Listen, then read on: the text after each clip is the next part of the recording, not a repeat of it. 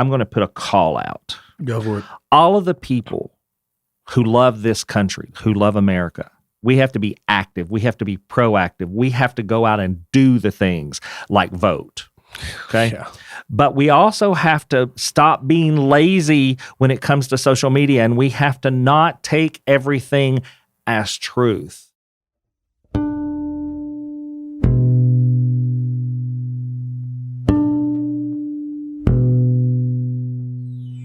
Welcome to The Cauldron, a podcast hosted by Ed Bolden-Greer and Jacob A. Garner. In each episode, Ed and Jacob will have free-flowing conversations about life, culture, and personal growth. Expect to hear from storytellers, authors, experts, life gurus, thought leaders, and influencers. The Cauldron is a place where concoctions of a lot of ideas are brewed down to potions that are sometimes important and useful, sometimes eccentric and bizarre, but always just what you need. The Cauldron podcast may contain explicit language and thematic elements not suitable for all audiences. Listener discretion is advised.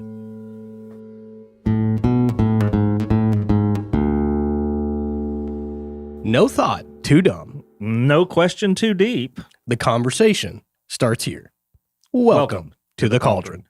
Hey, Jacob, how you doing, man? What's up, Ed? You doing all right, man? Yeah.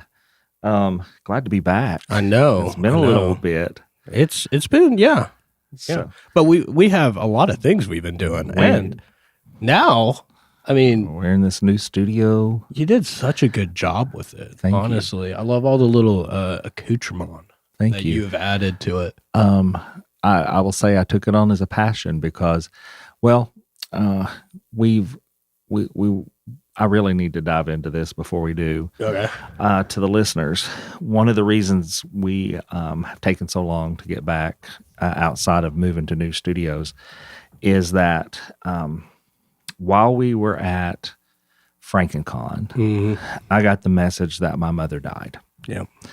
And I've taken the time that I needed to come back. Yeah. And so what we have for you today is different, but I wanted to explain that we're back. And those of you who knew, thank you all for the kind words and the comments. For the listeners, even though I was not in contact with my mother, it was still very impactful. I've said this publicly. We were estranged because of her religious beliefs and her ability to move beyond that and offer unconditional love. I was thrown out of their lives. That being said, I am now seeking to forgive her. I believe that she was mostly a godly woman and that she's probably in heaven. And by that, I mean that she's realized her mistakes, if you want to look at it from a spiritual standpoint. So I feel like I can't hold that against her now that she's transitioned. Yeah. Okay. What did that mean for me grieving? Obviously not that I was going to miss her because I hadn't seen her in years, right? But what it meant for me, Jacob, and I'm not trying to bring down the excitement we have about being back, but what it meant for me as a gay son who had been ostracized and taken out of the family dynamics completely was that hope was gone. Yeah. Because I think every little gay boy who is thrown away by their families has that little sliver of hope that at some point the family is going to wake up one morning and realize their horrible, awful mistake, and that they're going to seek you out to find you and bring you back into the fold, to bring you back to family, to bring you back home. Yeah. And with the death of my mother, that hope died for me. Yeah. And because I don't have a relationship with my biological brother, I I'm not going to say brother because that's you. Yeah, exactly. People would identify that a little weird. But I don't have a relationship with my biological brother who's a preacher in our hometown, and I've never been allowed to have a relationship with his children or his family. And one of the things that I need to get out of my head about is that they didn't tell me when the funeral was going to be. Bastards. Yeah, I know. So I just wanted to put that out there. That's what has been happening. And I've used creating this new space for us as therapy. Talk to my therapist a lot too, but Shout out therapy. Therapy. And so here we go. I am so glad to be back in the G spot. Oh, the yeah. new G spot. It's closer to Jacob's house. It's So close. so much closer to my house. Yeah. I am 4 minutes away now. Well, and historically, the path to the old G spot, You couldn't find. I couldn't find, and it. I mean, correct me if I'm wrong. It went through like the heaviest traffic It did. areas on Kingston Pike, just about Yeah. here in Knoxville. Not only that, from where you lived, it took 35 minutes to get there. You were 10 minutes farther from me. It took me 25 minutes to get there. And we were going during the worst traffic in Knoxville. Having to go and- past two schools. Yeah, 2 major schools in the area. And so it literally cut an hour out of our day. It was And ridiculous. I know that there are people who commute much more than that. Yes, of course. You know, on top of all that, we lost Donna Funk's mother. Yeah. And so Donna has been a sole partner in the school and everything we do for She years. was my first instructor. She was your the teacher. first yep. point of contact I ever had Yeah. with Arbor. She gave you your first massage. Yes, she did. She never lets me live that down. And so Donna's mother had been ill for a long time. She had a stroke right after Jared and I's wedding. She did, yeah, I remember that. And Donna had to retire suddenly in order to take care of her mother. Yeah. So Donna is dealing with it well because the doctor literally said 4 years ago, your mother's not going to make it past this week. And 4 years later, she did pass. Mhm. So we've had some deaths Yeah. that we've been dealing with. And I think we're on the other side of it, and we're ready to dive in to the new season. And I want to know what's been going on in your life. Like I know you had an exciting 4th of July with your family. That's one way to put it. Yeah. Yeah. You and your brother were climbing on the roof and cutting down trees and fireworks. And tell me all about it. Man, so we were extremely excited, mainly because for once, me and both my partners had the day off, which is pretty rare to get 3 people all to sync up and have the same day off, which was dope, mainly because Mytho does have to work because he works technically in the hospital, that they have to work like a mandatory amount of holidays. Right. And apparently his coworker, because he literally works with one other person, his coworker doesn't celebrate the 4th of July. And they said, you can have this one. So it was awesome. Everybody showed up. First of all, let me say, since you mentioned that, Jared and I are patriots. We love the United States of America with all of our heart, but we chose not to celebrate the 4th of July because too many people out there crazy. Yeah. Too many people out there trying to create a king out of our current administration, and we're against it.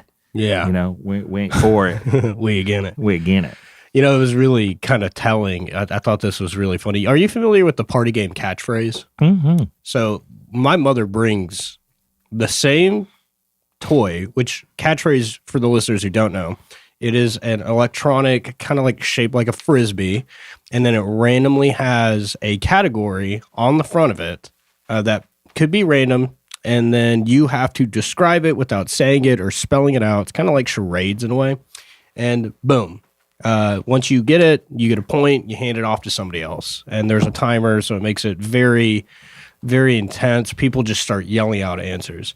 And my mother, unfortunately, holds some different political beliefs than me, as do some of my cousins. But we were all a big group of 8 or 10, I forget how many, were seated around the living room table. My aunt's playing this game.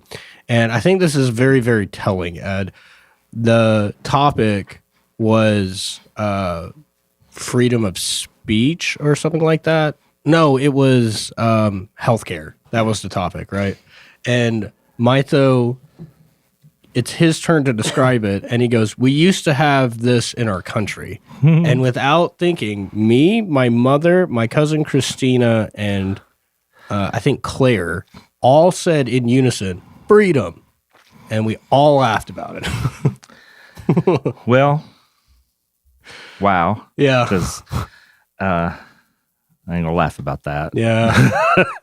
But speaking of games, Okay. Yeah. This we've made the journey from the old G spot. Yeah. Hell yeah. We've started a little tradition playing dumb questions to ask your friends. If y'all remember, I originally thought this game was called Dumb Questions to Ask Your Dumb Friends, and I thought, hey, still works, perfect for Jacob. So we're gonna pick a question. The categories are animals, players, numbers, food, objects, and famous people. I'm gonna choose an object. Okay. I'm gonna get my finger down in there. Okay, I got mine. Let me pick food. This sounds fun. All right, you ready? Mm-hmm. Let's do it. What was the... Wait, what category? This one's just food. Food, okay. This one's pretty boring. What was the last thing you ate? It could be exciting. What was the last thing you ate? Don't think about it. Tell me exactly what it was. The last thing I ate was a banana. Oh, okay. Did I tell you I've developed an allergy to bananas? And I think I don't have an allergy whatsoever because, like, I love bananas. I would probably die if I couldn't eat bananas or peanut butter. It just sucks because that was bananas and peanut butter was my go-to snack and or breakfast for years. Now you can sympathize with my tomato allergy. Yeah, I can. Okay. All right, mine was object.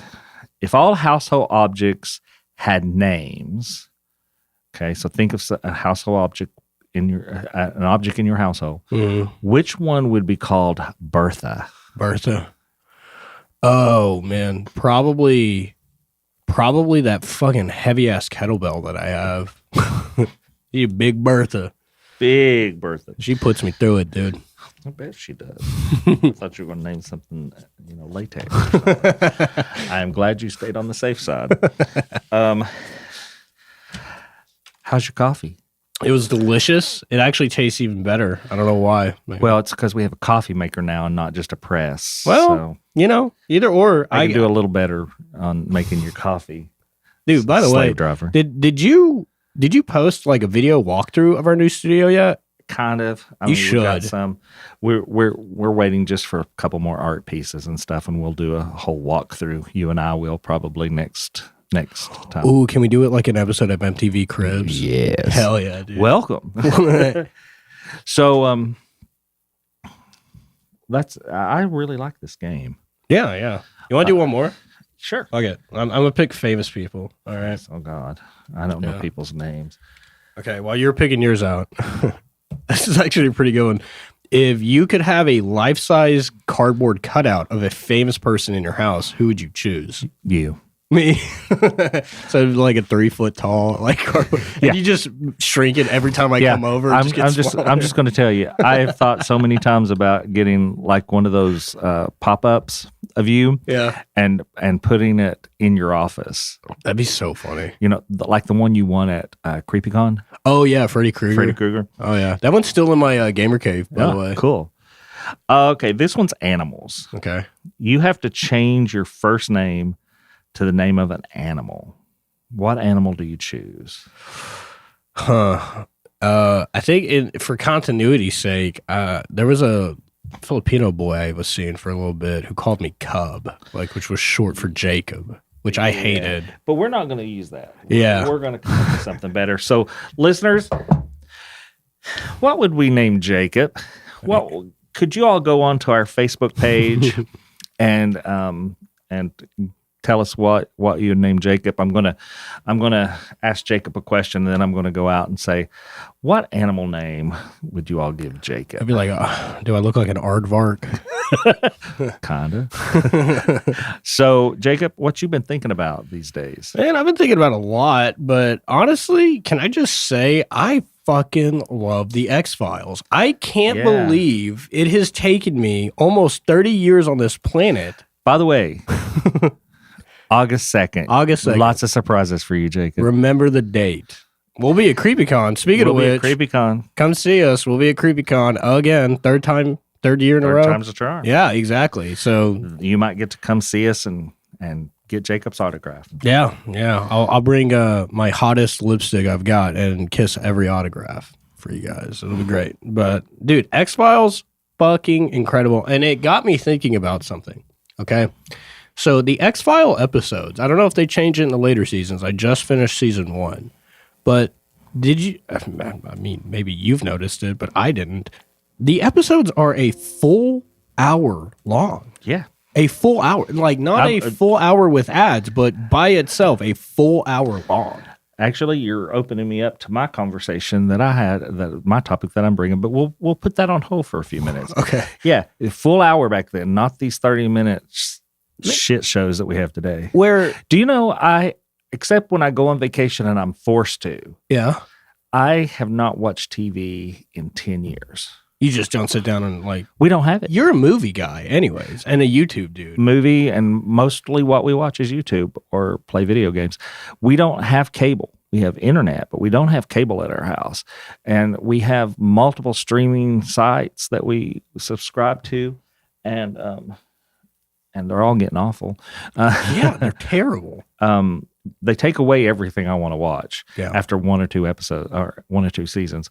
I know that I'm typically conspiratorially minded, but Ed, I got this conspiracy. They're doing it because they hate me, right? Yes, they're singling specifically Ed Bolden-Greer out. No, but I really feel like in the back rooms, they make deals where they're like, look, if we had like Game of Thrones, Breaking Bad, X-Files all on the same streaming service, only that one company could make money. But let's all agree that we'll split it up and everybody has to have 4 or 5 different subscriptions. When was the last time you wanted to watch a movie, Ed, and it was on one of the streaming services you could actually watch it? Because for me, every time I want to sit down and watch a movie, like I'll use a perfect example, Django Unchained, one of my favorite movies that's ever been made, right? I got so frustrated of never having all these subscription services and Django was rent only. Like I could only pay to rent it on top of everything else. I went out and went to McKay's and just bought it on DVD. Yeah, I don't blame you. One of the things that I've noticed is that they hop around too. Like we were looking for Adventure Time, and it had been on one of the streaming services that we use, and we had watched it there the whole time, and then it moved. Moved to where? I know it used to be on Hulu, didn't it? Yeah, it was on Hulu. I think I don't remember which one we found it on, but we couldn't get the 3 new episodes, like the 3 long version episodes. So, dude, do you remember old school Netflix? Like when Netflix after they moved on to streaming. I had a subscription to Netflix and looked forward to getting the DVDs and Blu-rays. Yeah, they used to do that. Yeah. They used to physically send it to you. Yeah. Oh shit, I haven't thought about that in a while. But dude, when the first iteration of Netflix hit, where you could stream it, they had fucking everything. Well, it's because they were the leader in it. And then, you know what? Now they don't have shit. It could have been Blockbuster. It could have been Blockbuster made the wrong decision. Yeah. They had the option to buy Netflix, didn't they? They were offered when Netflix was struggling. Yep. So tell me what you find the most interesting outside that it's a lot of alien shit. And David Duchovny and Gillian Anderson are hot as fuck. Yeah.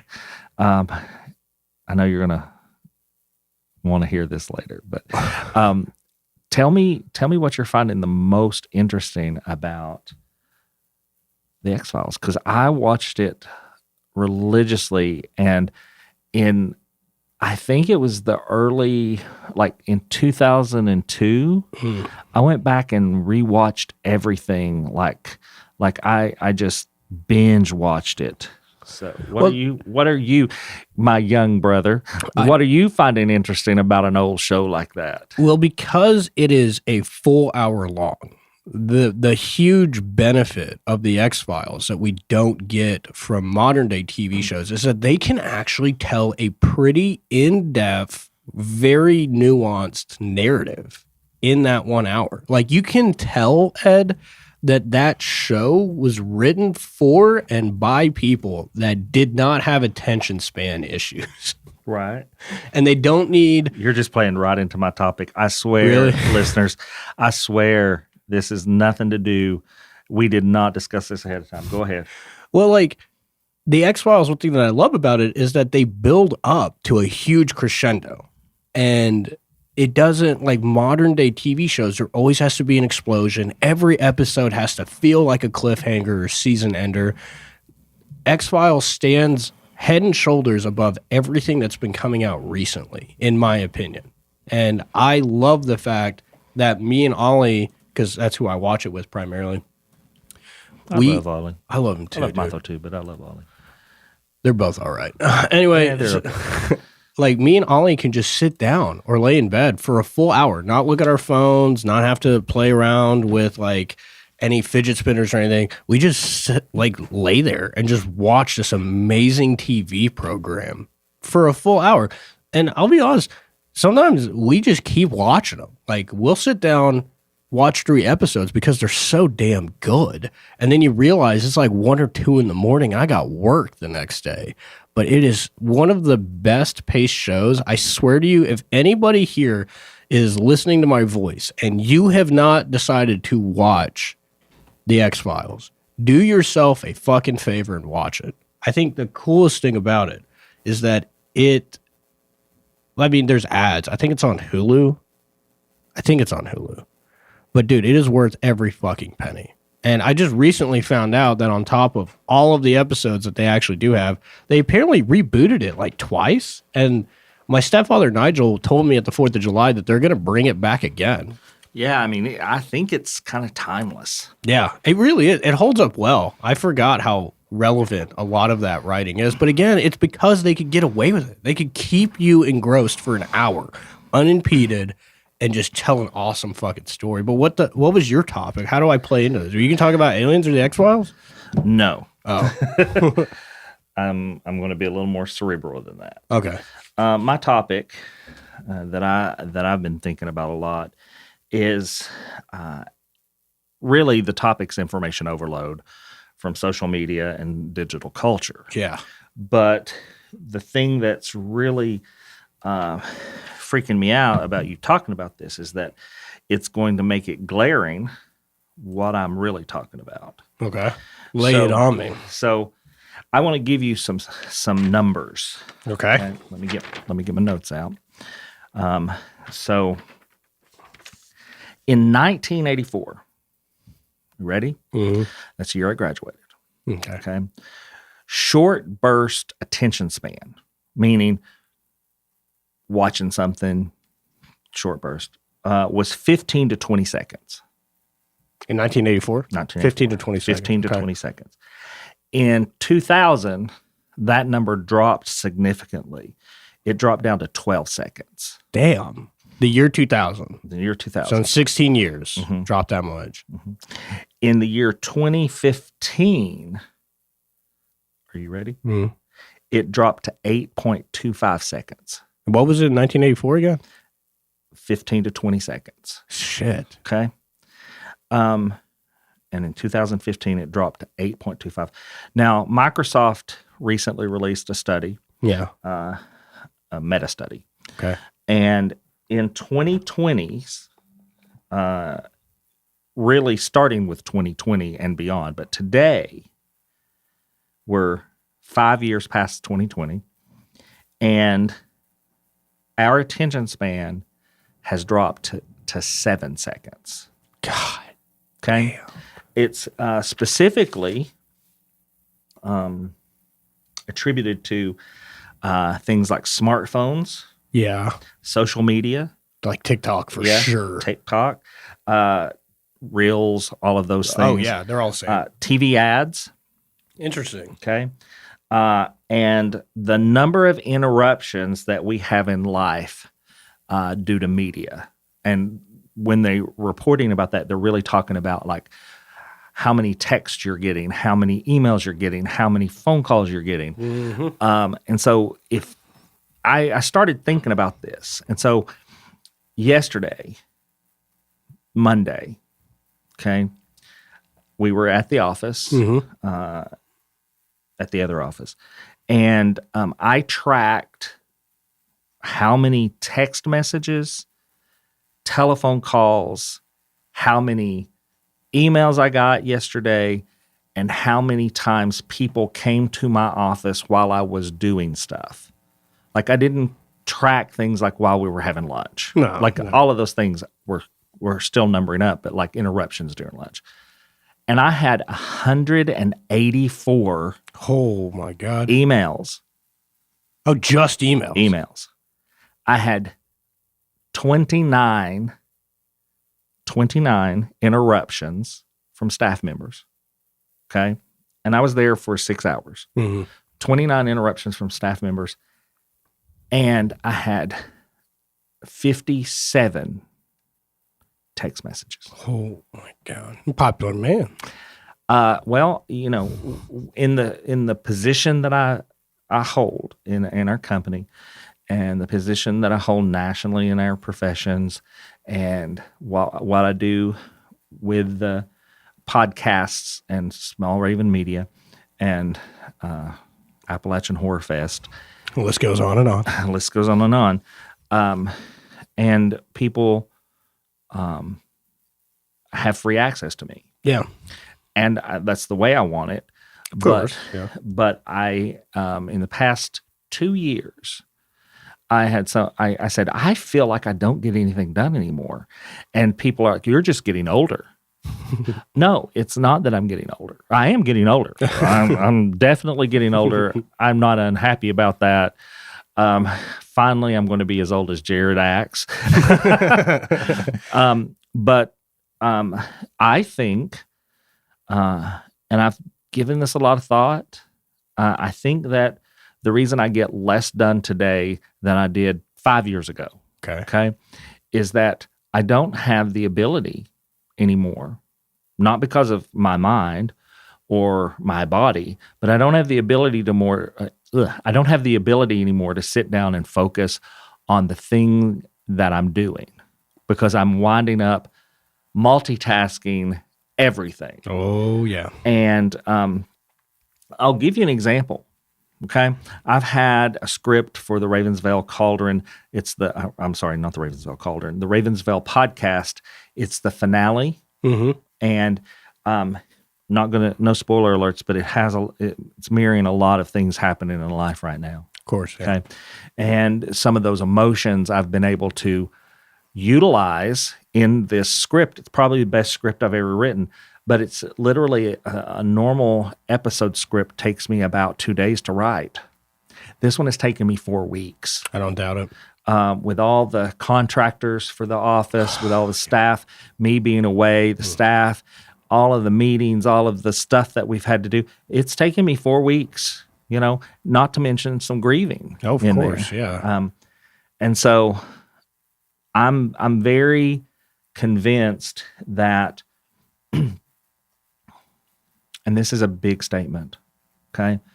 I'm very convinced after weeks of thinking about this, researching it, trying to find out why people don't trust news anymore. Mm-hmm. And, you gave me a clue to this when you were talking about Nixon and how he put that one little doubt in there when he, back when he was president, said, you can't trust the news. Yeah. Right? And then the reality is that most news outlets are telling you the truth. They're reporting. There may be a slight slant to it, but they're objectively stating what's happening in the world. Stating what's happening in the world. And then there's a couple of news outlets that lean left or right. Yeah. And they tend to report the news as they see it, but it's still truthful. It's just slanted. Yeah. Okay. They've got an agenda that they're trying to cross. Yeah. Yeah. But the current administration has really, fake news. That whole concept has destroyed the trust that people have.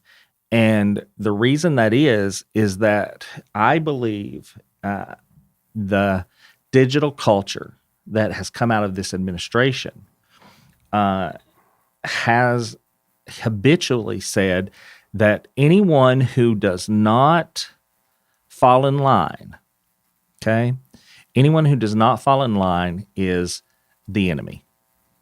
And the media has been doing what they've always done. They've been reporting it. Yes, there may be some slants there. But, this week Fox News is the enemy, of this administration. Last week they were the golden child. Yeah. It shows that he has no loyalty to anybody. No loyalty. And he just won that huge lawsuit against CBS. They settled out of court. Did you hear about that? They settled it. He didn't win it. They settled it. There's, Legal and a bunch of podcast lawyers have all said they shouldn't have settled because he would have lost. Do you know why they did it, though? At least why the New York Times said, which I thought was interesting. They claimed that there was a huge merger between CBS and Paramount, that they were going to need the FTC to basically say that it's okay. And they were convinced that if they really drug this out in court and made him mad, that he would have put his thumb on the scale and they wouldn't have gotten that merger. Yeah, absolutely. So they bended the knee and kissed the ring. Which is pathetic. Yeah, absolutely. And I'm not really trying to make this political because we're all guilty of it. Sure, for sure. I think, though, that the reason society is the way it is today is because we have such immediate access to social media. And I was thinking back to, I've been trying to think in decades, and correlate that to today. Mm-hmm. And I remember that there's always been gossips. For sure. Right? And so I want to liken social media to immediate gossip. Okay? That's a good comparison. Because I've been kind of guilty of it. But I'm going to go back to 1984 where I started with this. Yeah. In 1984, okay, when I was graduating from high school, if I wanted to gossip to somebody, I had to be in front of the person that I was telling. Yeah. I could call them on the phone, but there were not cell phones, at least in our world, there were not cell phones. We had pagers, but that was not a convenient way to gossip, okay? Because you had to T9 a message that could be like 5 characters long. Exaggeration, but. And so I believe that not in 1984, I believe in human connection, and I believe that when you got in front of somebody, it was much less easy, I guess that's the right way to say, to lie to them, or to exaggerate something. Because you had to look him in the face. Right. You had to make eye contact. And so if I was going to tell you, gossip about one of our coworkers, I had to look you in the face, right? If I wanted to spread a rumor, I had to take it through the rumor mill, right? Yeah. If I was going to be vengeful and put a rumor out there that Jacob was, a Trump supporter, then you got to make it sound at least believable. And I would have to make it sound at least believable. And then there was a direct connection back to me. Yeah, they could trace it right. Like, who did you hear this from? Oh, Ed told me that Jacob was a Cheeto fan. Yeah. Okay. Now you can just throw that shit out into the internet. It's there. Well, here's the thing. Now I can throw that crap against the wall, see what sticks, right? And delete it. Yeah. Now we know it never gets really deleted. Once it's on the People internet, are sharing it. Once it's on the internet, it's there forever. But I don't even have to use my real name. No, you don't. And people will still believe it. People you don't know. You know, if somebody had come up to me 25 years ago and said that a person had done something, my question would have been, tell me how you know that. Yeah. Did you see it? Mm-hmm. Today, I go on, the internet, and I see everything they're saying, and I'm a skeptic. Immediately.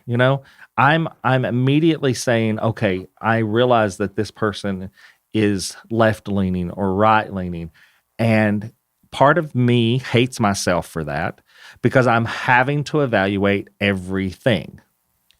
Okay? Everybody's doing that. Everybody's having to evaluate it, and it becomes exhausting. What's scary are the people that don't even do that. They don't evaluate it. Well, they I just don't. take I it think at face value. I think we all do that today. I think that we've been bombarded in social media and in our digital culture so much that today we've kind of given up. Oh, 1000%. And we look at it. I don't even remember what it was. I apologized for it. I put a thing out to the management team. It was like not a meme, but a little news article about something that had happened to nationally, right? And it looked legit, like it was a legitimate thing. Yeah. And I was really happy about it. And then somebody came in and said, no, that's not a true story. Mm-hmm. And then I went to Snopes and looked it up in a couple other places because we have to these days. You have to. I fact checked, and it was just information overload is all I can say. I jumped at it because I wanted it to be true so bad. You know what I'm saying? That's the heart of the issue. Yeah, I wanted it to be true. It was a good thing for our country, and I wanted it to be true so bad that I took it at face value and I repeated it.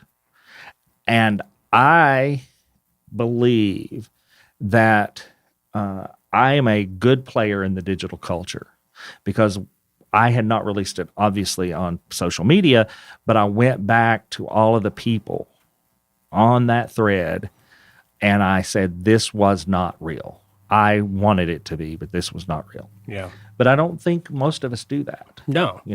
I know forget. Right. I know our team is really good at holding responsibility for what we put out on social media, but I don't see that all across the board. No, and make no mistake about it, Ed. This administration fully benefits from our lack of attention span. How many scandals have come out in the 8 years, 12 years now that Trump's been in the political spotlight that if it happened prior to the internet, it would have ruined him.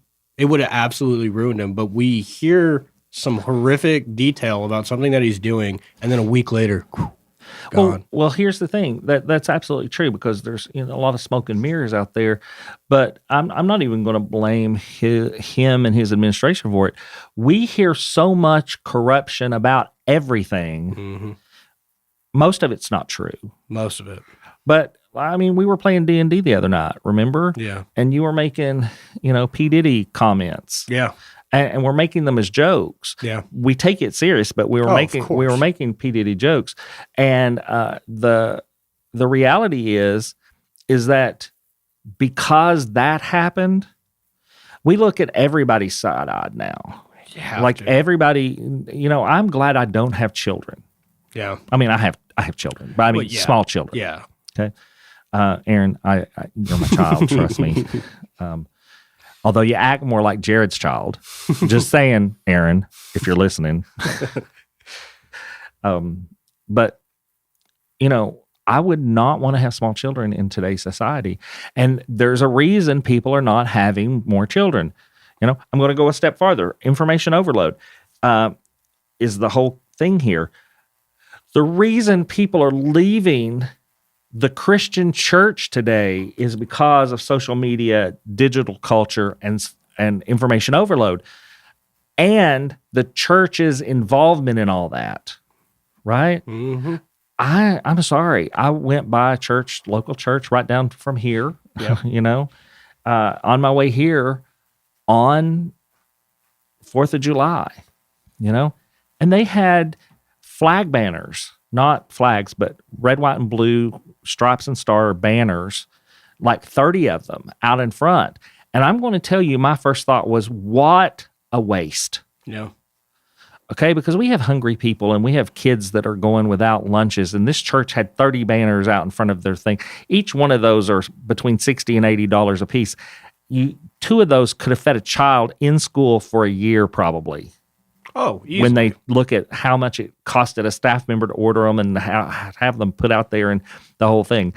I'm just disgusted with Christians today. I consider myself a follower. I mean, I am a believer. I am, my new blog is going to be mostly faith and kindness and caring. But we live in an information overload society, and it's making us numb. I think it's making us dumb, too. The dumbing down of America is a real thing, and part of it's going through social media. Part of it's being delivered by social media. Yeah. I mean, destroying the education departments in the United States and gutting it and taking history and rewriting history. It's the dumbing down of America. And other countries are noticing. They hate this administration. Even Putin makes fun of Trump. Yeah, he does. So anyway, I could talk about this all day, but really the thing I'm thinking about is I love social media. Oh yeah, you do. We're inundated into social media. What we do is it's unavoidable. It's unavoidable. But I want to know how I can be a better steward, right? Have you heard about this movement recently? It's been interesting. People are buying flip phones, like young people. They're just like, screw it. I'm done with it. I ain't going to have no flip phone. I had one for so many years. Yeah. I'm not doing away with my Apple. But my first phone was a hot pink Motorola Razr, if you remember that, with 8 megabytes of storage. Yeah. Megabytes, not giga. But for me, in the situation I'm in where my life revolves around connection, because I'll just say this.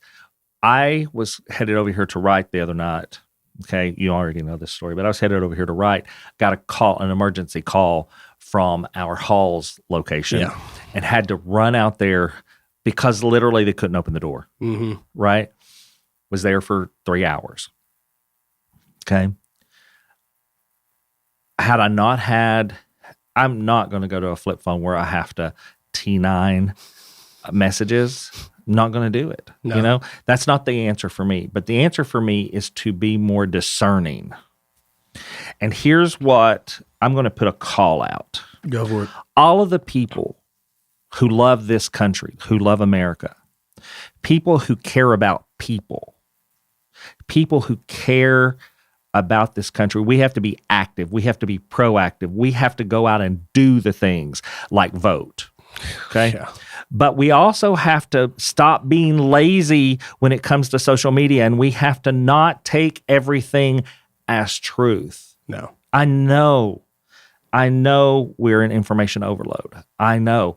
And for me, it means that I have to dial back the amount that I consume a little bit, right? I'm not watching TikToks as much, but I have to dial it back a little bit, but I have to investigate all of the claims that are being made, Mm-hmm. And it doesn't take much No. to do that investigation. I'll tell you, AI is great at doing investigations on conspiracy theories and reality and stuff like that. They're really good. Last thing I'm going to talk about before we close this out. Okay. Because I know how much you love Bigfoot and Sasquatch. Yeah, I do. Okay. I'm not going to use the brand name, but I am so thrilled. Like, it tickles me. I laugh like a little kid every time I go by the new nursery on Kingston Pike. Yeah, that just opened. Yeah, with the huge Sasquatches like out front, but also intermingled in the trees. Yeah. They're huge statues. They're huge, and it just makes me happy. I love it. So as a final word, Jacob, what do you want to say? I just want to say I definitely am glad that I don't use TikTok, mainly because I feel like that's the main arbiter bringing down our attention spans. Not saying if you use TikTok, that's fine. It's really addictive, which is why I had to stop. But I am going to personally challenge myself to have more in-person conversations with the people in my life. And guys, that's what we're really here doing, trying to say. Jacob and I are really having conversations. We want to get you involved in those conversations. Yeah. We're working on some connection tools, but you can email us. Go to my website. Yeah, you can go to Jacob's website or my website, or you can hit us up on social media. Yeah, social media. Because we are there. Speaking of which, aren't we planning on doing a TikTok page or some shit? Yeah, we've got some social media. If you can't beat them, coming up, join them. Oh yeah, do it the right way. We'll do it the right way. Just a real big shout out to the Appalachian Horror Fest team. Yes, it's coming together. Vendor sales are great. Sponsorships are going good. Volunteers seem really motivated. So for everybody, Appalachian Horror Fest, Saturday, October 11th, all day long. Be here before you know it. Yeah, it's coming up. 95 days, I believe, until it happens. We're already we're more than halfway through the year. Yep. So, I mean, it'll be here before you know it. So, and don't forget, CreepyCon later this month. We will be at CreepyCon all weekend. All weekend. The weekend of August 2nd through the 4th, I think. Yeah, something like that, yeah. And we're planning big things for that, including Jacob's birthday on August 2nd. So, we love you guys. Yeah. Thank you all so much for being with us today. Good to talk to you guys again. Yeah, we're glad to be back. So, see you later. See you later. Now, family, you adults have a few chores to do. Go on over to ravensvale.com and see about doing your chores on social media. Follow us on all the social media platforms that we've made available just for you folks. Like, listen, subscribe, and follow wherever you listen to podcasts. And if you don't mind, leave us a good rating and a kind comment. You can find The Cauldron on your favorite podcast platform. And again, make sure you hit that follow button to stay up to date with our latest episodes.